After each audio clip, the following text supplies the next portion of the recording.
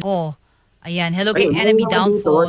kanina naman narinig ko sa inyo si Congresswoman Luistro. Sabi Oo. nga, since may sufficient in grounds sa Mm. impeachment complaint ni Sara Duterte, Oo. may nagtanong sa kanya ngayon Mhm. that in the event the Vice President will tender her resignation, what will happen now to the impeachment Impeachment. complaint pending with the Senate if ever Mm. it will be endorsed to the Senate and the Senate conducted the impeachment trial. Mhm. So what will happen if the Vice President resigns as a Vice President, si Sara Duterte? Mm. Ang sabi niya, they believe that the impeachment trial should proceed because there are two penalties involved, no? When the official impeachable officer is under trial, no? Mhm. Number one penalty is removal from office, and number two penalty is perpetual disqualification to hold public office. Mhm. Mukhang merong argumento doon. So yung Mhm. iba pumapabor kay Congresswoman Luistro Luistro. na dalawang penalty ang imposable diyan, no? Mhm. And then if the Vice President will resign, the what has been achieved is only the removal from office of the Vice President. Mhm. But what about the perpetual disqualification from public office? Office, oo. So hindi na-achieve yun because Oh. if they will stop the trial, hindi ma-achieve yung isang mission Oo, na attorney. to perpetually disqualify. So Oo. there is a need on the part of the Senate to continue to proceed with the trial in order to convict the Vice President and Mm. to achieve the goal of perpetually disqualifying the Vice President from From holding any public of office. Kaya lang ang problema Oo, ganito. Ay attorney. nakalagay sa ating konstitusyon ay ang Vice Presidente, ang Senado ay kinakailangan na mag-conduct ng trial diyan, and then ang imposable penalty ay removal from office and perpetual disqualification. If you will notice do sa saligang batas nakalagay ang penalty removal from office and. Mhm. So there is a conjunctive word and. Mhm. Pag sinabi mong And. and, Mhm. no, in legal parlance, Mhm. magkadikit yan. Nakagulo yan. Gumamit ka na ng mighty band. They Oo. are Dikit two 'yan. inseparable words. Mhm. You cannot separate removal from disqualification. Pag nag-resign, that is tantamount to removal, and therefore, ando doon kasama niya, umalis yung disqualification. Hmm. Ngayon, Hmm. ang sabi ng saligang batas, you can only conduct an impeachment trial against an impeachable Impeachable. public official. Hmm. If the Vice President resigns as Vice President, si President. Sara nag-resign Yes po. as Vice President, she is no longer a public official. Yes, therefore, she's Only a private. public official categorized as an impeachable official can be held for trial for impeachment. If she Okay. resigns, she will now be converted from being a public Public impeachable official to a to private correct. citizen. Mhm. If she is a private Citizen. citizen, can the Senate conduct the impeachment trial against a private citizen? Hindi. Because the No. Senate will lose jurisdiction on the person of Sara Duterte. Why? She is no longer a public official. She is a private citizen. Mhm. Di ba? Yes. So logic Pag may itatry yan, private citizen yan. Hindi na nga sa gobyerno, wala na nga eh. Diba? Oo. Wala ka na sa gobyerno. Oo. So, nasatisfy mo na yung goal of removing her from public Correct. office. Correct. So Correct. therefore, Aha. wala ka ng trial Mm. na pwedeng i-conduct because Oo. Sara Duterte Is becomes a a private private citizen. citizen. Oo. Hindi mo na pwedeng itry yan. Hindi ka na pwedeng mag-decide Mm. because you do not have jurisdiction Jurisdiction. over the person of a private citizen. There is a big distinction Aha. between that public impeachable official Mm. versus a private citizen Okay. when it comes to jurisdiction. Okay. So, nagtataka ko, ba't mo ipoproceed yung trial? Oo. If that Attorney. is already a private Yeah. citizen, what is your legal Oo. basis? At attorney, given halimbawa ganun nandun na tayo sa ganung sitwasyon, halimbawa na private citizen na si Vice President Sara, may papasok pa rin ba ito at attorney partner sa mga pwedeng kasuhan pa rin? For example, sa ombudsman? Ayan, tanong din na ating kayubi, paano? The moment she resigns, Senate impeachment court will lose jurisdiction, Yes. correct? Yes, attorney. So because she is already a private citizen.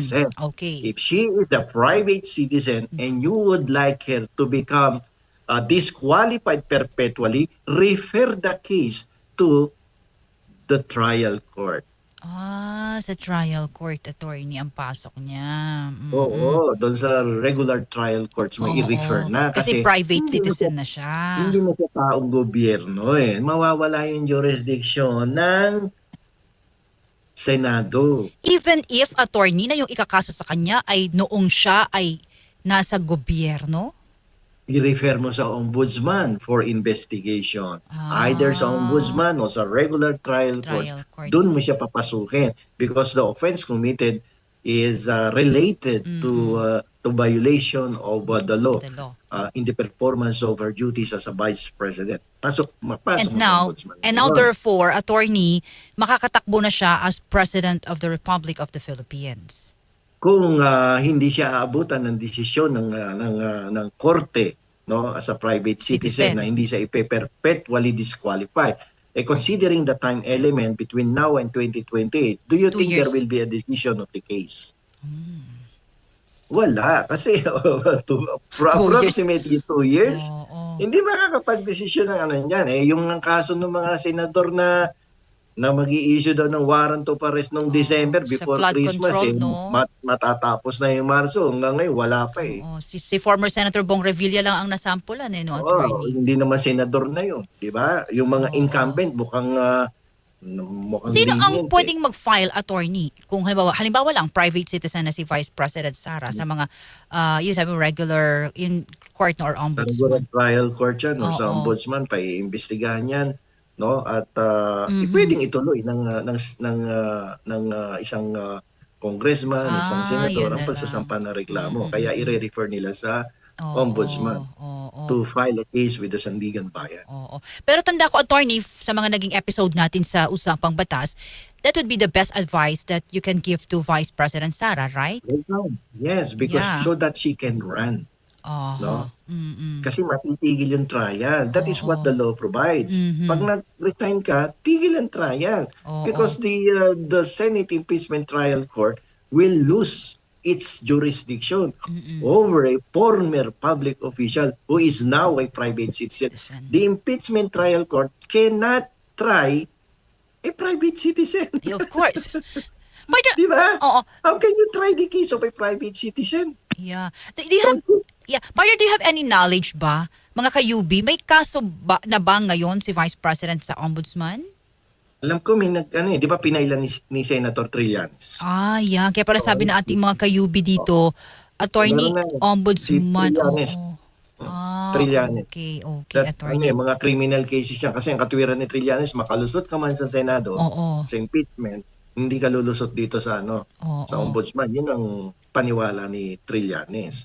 So, miski wala namang mag-file ng kaso dalakan yung kay Trillanes, pero hanggang ngayon wala pa yatang initial move on the part of the ombudsman regarding the complaint of Trillanes. Tahimik lahat ngayon, attorney. Dalawa na yan.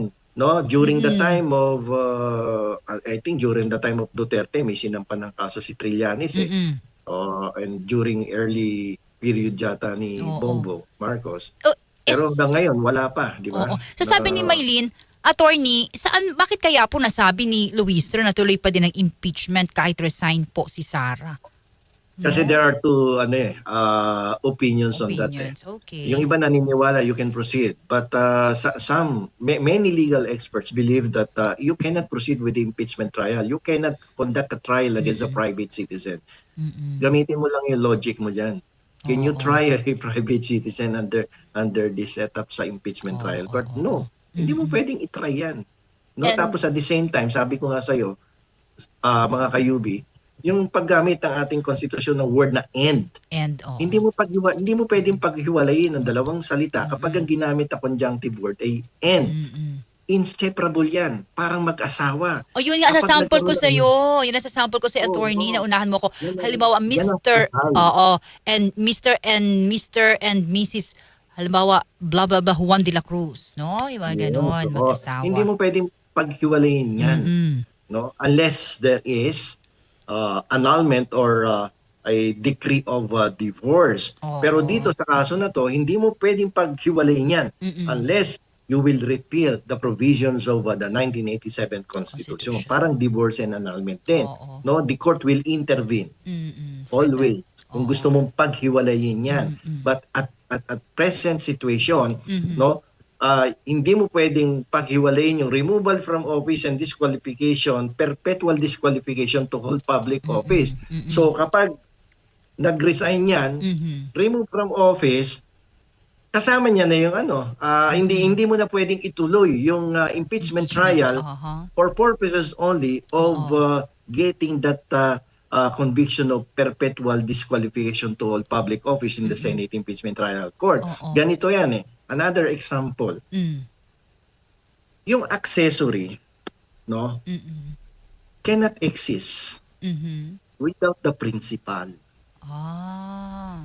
Can you bring the accessory in the trial court without the principal? No. No. Mm-mm. Dapat nandoon yung principal because Mm-mm. ano sinasabi sa amin sa law school? Oh, The accessory always follow the the principal. Oo. There will be Diba? no accessory if there would be no principal, of course, right? Oo, yun. So, maraming argument dyan na hindi ka Parang makakapalit. ang sarap mag-law. Oo. Parang gusto ko nang mag-law. It's more of Oo. logic and common Yeah. sense. Attorney. Accessory always follow Yeah. the principal. Paano mangyayari Yeah, kung oo. itutuloy mo yung trial doon? Correct. With due respect to the congresswoman from Batangas, alam ko Batangas. professor of Yeah, law yan. yeah. Pero ito yung opinion natin. Diba? Attorney, there's this one question here that I would like you to answer by yourself. Kasi if ako ang tatanungin, pinapaliwanag lang po ni Attorney Bueno yung batas, nauukol sa batas. Wala ko siyang kinakampihan kay ganito, ganyan. Batas po ang pinag-uusapan. There is this question here, Attorney, that I would like you to answer you yourself personally. Attorney, are you Duterte's side because you are recommending ways so Sara can get away from her corruption and etc.? I'm pro-constitution. That's it. That's the answer. Definitely yes. I'm pro-constitution Yeah. regardless kung sino tatamaan dyan. Correct. So, pinapaliwanag natin Oo. is how the law should be interpreted. Yeah. Kung paano understanding natin sa batas. Correct. Kung kay Duterte lang, kung ako tatanungin mo, without looking at the law or the 1987 Constitution, Constitution. personally, tatanungin mo ako, Yeah, Attorney. dalhin mo na bukas sa Senate yan. Convict nyo na yan. Ang lakas ng ebidensya. But we are, this is a government of laws and not of men. Yeah. So we need to follow the rule of the law. And So, therefore, sa Duterte ka, BBM ka, Oo, doon tayo sa sa, batas. batas. And May therefore, sinusunod tayong batas. yeah. Leoning Aya, 921, I hope that the answer of my partner here, English na the partner, ay nasatisfied ka. To be frank with our Kayubi and our viewers, ako Yeah. pro-BBM supporter ako eh. Wow! Supporter ako ni BBM. I actually support all his programs. Basta Oo. makakabuti sa taong bayan. Yeah, Pero pag why not? mag-uusap tayo ng batas, iba Oo. yan. Ako rin personally,